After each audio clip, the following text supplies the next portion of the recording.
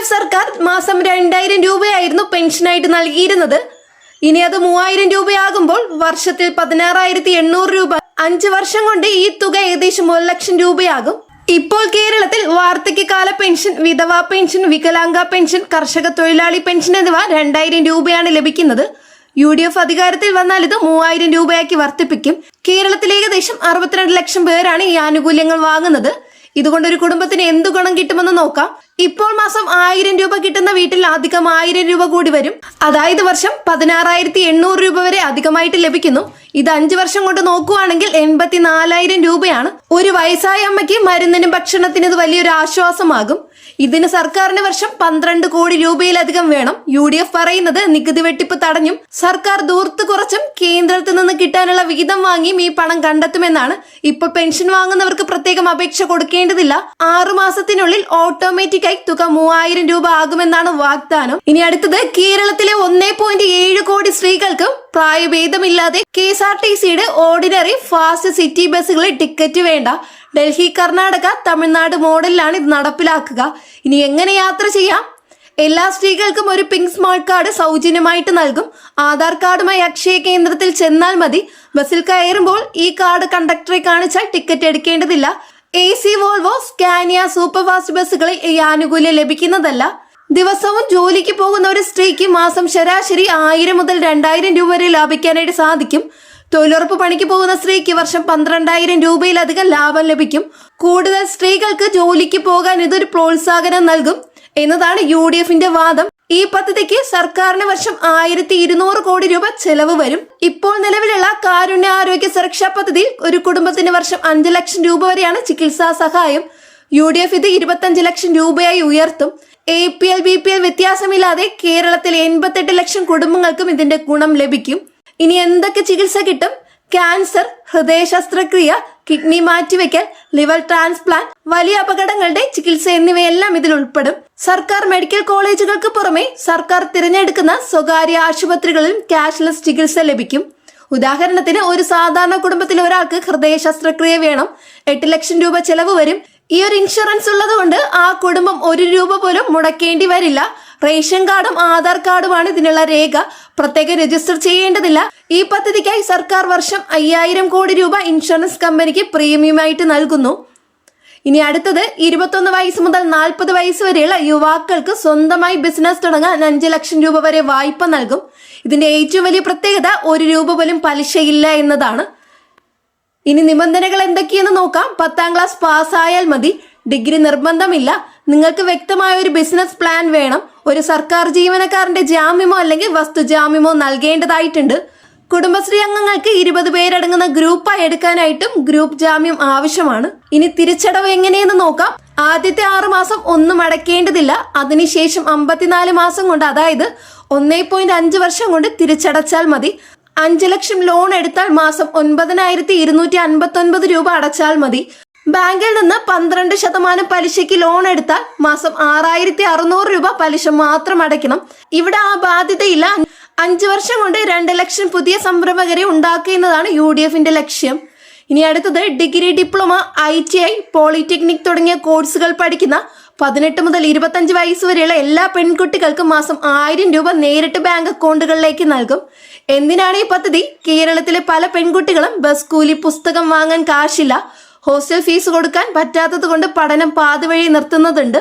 മാസം 1000 രൂപ കിട്ടിയാൽ ഈ ചെറിയ ചിലവുകൾക്ക് അത് ഉപയോഗിക്കാം. കോളേജിൽ 75% ഹാജരുണ്ടായിരിക്കണമെന്നതാണ് ഇതിലെ നിബന്ധന. കേരളത്തിൽ ഏകദേശം 8 ലക്ഷം പെൺകുട്ടികൾക്ക് ഇതിന്റെ ഗുണം കിട്ടും. സർക്കാരിന് വർഷം 960 കോടി രൂപയാണ് ഇതിനായി ചെലവ് വരുന്നത്. പെൺകുട്ടികളുടെ ഉന്നത വിദ്യാഭ്യാസം പ്രോത്സാഹിപ്പിക്കുന്നതാണ് ലക്ഷ്യം. അടുത്തത്, ആരോഗ്യ മേഖലയിലെ മറ്റ് പ്രധാന വാഗ്ദാനങ്ങൾ നോക്കാം. ഡയാലിസിസ് സൗജന്യമാണ്. BPL കുടുംബങ്ങളിലെ കിഡ്നി രോഗികൾക്ക് ഡയാലിസിസ് പൂർണ്ണമായും സൗജന്യമാക്കും. ഇപ്പോൾ ഒരു തവണ ഡയാലിസിസ് ചെയ്യാൻ 1,200 രൂപയാകും. ആഴ്ചയിൽ 3 തവണ വേണം. അതായത് മാസം 14,400 രൂപ. ഈ പദ്ധതി വന്നാൽ ഈ തുക മുഴുവൻ ലാഭിക്കാനായിട്ട് സാധിക്കും. ഇനി ബില്ലില്ല ആശുപത്രിയാണ്. പോണ്ടിച്ചേരിയിലെ ജിപ്മർ ആശുപത്രി മാതൃകയിൽ തിരുവനന്തപുരം, കോട്ടയം, കോഴിക്കോട് മെഡിക്കൽ കോളേജുകളിൽ ചികിത്സ പൂർണ്ണമായി സൗജന്യമാക്കും. ഓപ്പറേഷൻ കഴിഞ്ഞ് ഡിസ്ചാർജ് ആകുമ്പോൾ ബില്ലടയ്ക്കാതെ പോകാനായിട്ട് കഴിയും. സർക്കാർ ആശുപത്രിയിൽ ചികിത്സയ്ക്ക് വരുന്ന ഒരു രോഗിയും നിലത്ത് കിടത്താൻ പാടില്ല. ബെഡ് കൊടുക്കേണ്ടത് രോഗിയുടെ അവകാശമാക്കും. ഇത് ലംഘിച്ചാൽ ആശുപത്രി സൂപ്രണ്ടിനെതിരെ നടപടി ഉണ്ടാകും. ഇതിനായി 50,000 പുതിയ ബെഡുകൾ വാങ്ങും. അടുത്തത് മൊബൈൽ കീമോതെറാപ്പിയാണ്. ഒരു വലിയ ബസ്സിനുള്ളിൽ കീമോതെറാപ്പി സംവിധാനം ഒരുക്കും. ഈ ബസ് ഗ്രാമങ്ങളിലേക്ക് പോയി ക്യാൻസർ രോഗികൾക്ക് അവിടെ വെച്ച് തന്നെ കീമോ നൽകും. രോഗികൾക്ക് ദൂരെയുള്ള ആശുപത്രികളിൽ പോകേണ്ടതായിട്ട് വരില്ല.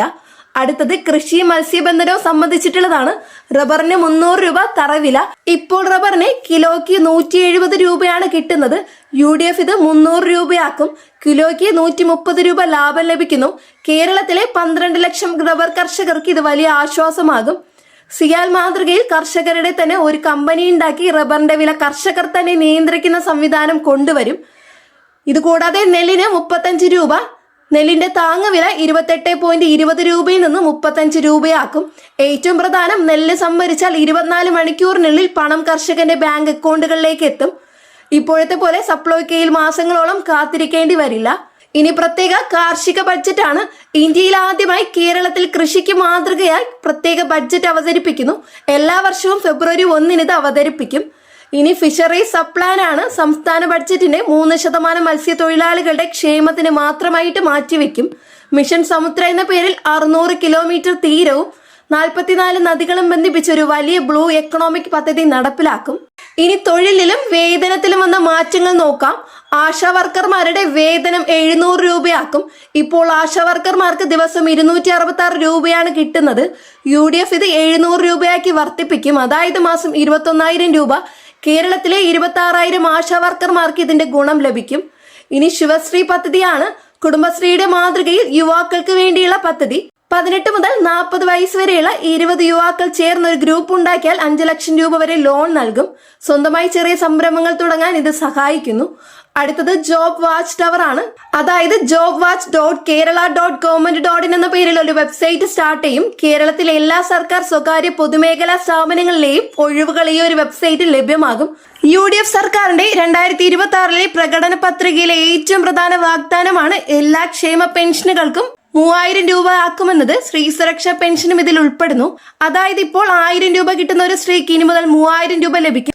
മാസം 2,000 രൂപ അധികമായിട്ട് ലഭിക്കുന്നു. ഇതുകൊണ്ട് എന്താണ് വ്യത്യാസം എന്ന് നോക്കാം.